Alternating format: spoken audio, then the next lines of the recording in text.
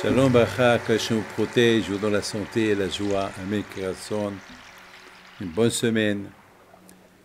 Vous savez, il y a trois événements dans ma vie qui m'ont, qui sont restés gravés dans ma tête. Et c'est des choses que je ne peux pas oublier. La première, jamais j'oublierai, lorsque ma mère m'a mis dans le train pour aller de Casablanca en France, à Paris. Pour aller à la Yeshiva, j'étais avec un petit groupe. J'avais à cette époque 10 ans. Et je voyais ma mère qu'elle pleurait. Et je savais que je n'allais pas la voir plusieurs années. Jamais j'oublierai.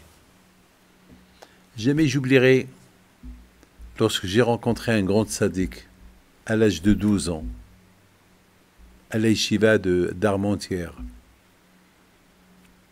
Il s'appelle Rabbi Abraham Yafan. Pour moi, c'était la première fois que j'ai vu un rabbin dans ma vie. Jamais j'oublierai. Il y a d'autres choses qui m'ont beaucoup marqué. Mais là, je vais vous raconter une histoire sur Rabbi Abraham Yafan. Une fois, Rabbi Abraham Yafan, il était invité à célébrer le mariage de sa petite fille. Étant donné qu'il était un grand tzaddik, donc c'était lui qui devait inviter de donner le kavod au grand rabbin qui était là-bas pour faire Sheva Brachot. Il y avait Rabbi Aaron Kotler, Rabbi Moshe Feinstein, des grands tzaddikim. Cette histoire, elle s'est passée en Amérique. Et à un moment donné, Rabbi Abraham Yafan, il invite au Sheva Brachot un rabbin qui n'est pas connu, incognito. Tout le monde qui regarde ce rabbin, qui n'a pas une barbe, une grande barbe, une barbe taillée, avec un costume, il n'avait pas le frac, c'était pas incognito. Mais personne n'a posé des questions. Personne n'a posé de questions.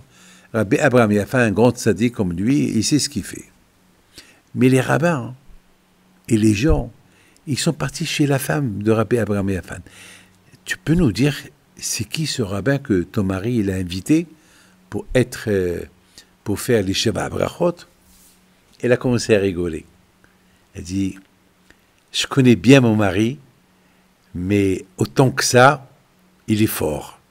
Alors explique-nous, qu'est-ce qu'il a fait? C'est quoi l'histoire? Elle dit une fois, ce rabbin-là que vous avez vu, il y a une trentaine d'années, il a marié son fils. Il est venu inviter mon mari au mariage. Mon mari il a dit, c'est dur pour moi, je ne peux pas venir, c'est très dur. Alors, il lui a dit, non, je t'en prie, il faut que tu viennes. Si tu ne viens pas, le mariage ne va pas être parfait.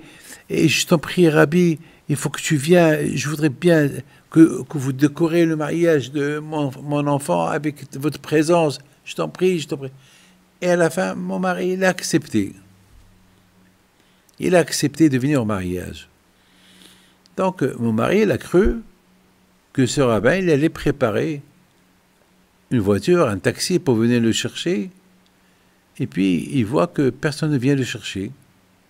Donc, il est parti. Il a pris lui-même un taxi pour aller au mariage. Après le mariage, mon mari, il a cru que peut-être le rabbin, il a préparé quelqu'un pour nous accompagner à la maison. Même ça, il ne l'a pas fait. Et en plus, il n'a même pas invité mon mari à faire une bracha de Sheva Brachot. Ah, maintenant, tout le monde, ils écoutent ça. Alors, il demande à la femme de Rabbi Abraham Yafan, alors comment ça se fait que votre mari, il a invité ce rabbin? Au lieu de donner le kavod à tous ces grands rabbins qui étaient là-bas, il a donné le kavod à ce rabbin-là qu'il a pas fait kavod. Il l'a invité, il s'est moqué de lui. Alors la femme, elle répond, ah ben c'est ça mon mari. Mon mari, pendant 30 ans, il a dans son cœur ce qu'il lui a fait ce rabbin. C'est dur pour l'oublier. C'est dur pour oublier ce que ce rabbin lui a fait. Alors la seule façon pour qu'il efface même une colère qu'il avait dans son cœur par rapport à ce rabbin, qu'il a dérangé, qu'il l'a invité, il ne lui a pas fait ni kavod, ni rien du tout, il lui a offert de faire les brachot pour Shiva brachot. Regardez mes amis les rabbanim, les vrais rabbanim, comment ils sont extraordinaires. Regardez comment ils sont extraordinaires. C'est vrai, on n'est que des êtres humains. Vous savez, j'ai quelqu'un qui m'a fait beaucoup de mal. Il y a quelqu'un qui m'a fait beaucoup de mal. Et il est mort, ce quelqu'un. Et le seul moyen pour que j'oublie le mal qu'il m'a fait, chaque année à Kippour, je lui fais la Hashkava. Parce qu'en lui faisant la Hashkava, ça veut dire que j'ai rien contre lui. C'est comme ça. Il faut se travailler pour ne pas avoir une rancune contre personne. Il y a un monsieur qui vient chez Rabbi Edelstein, alav shalom. Il dit, monsieur le rabbin, donne-moi un conseil. Quel bracha peux me faire pour avoir le shlom bayit à la maison?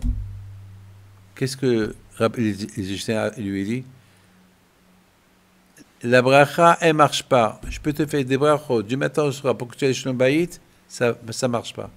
Ce qui marche, c'est vitour. Vitour, ça veut dire il faut laisser aller, il faut abandonner, il faut oublier. Give up. Il faut pas être rancunier. C'est ça la bracha du Shlom Bayit. Mais, mes amis, dans la vie, c'est comme ça. Dans la vie, il faut savoir, allez, laisser aller les choses. Sinon, si on tient à des rancunes, on ne va rien gagner. Que le bon Dieu vous protège, vous donne la santé et la joie. Amen.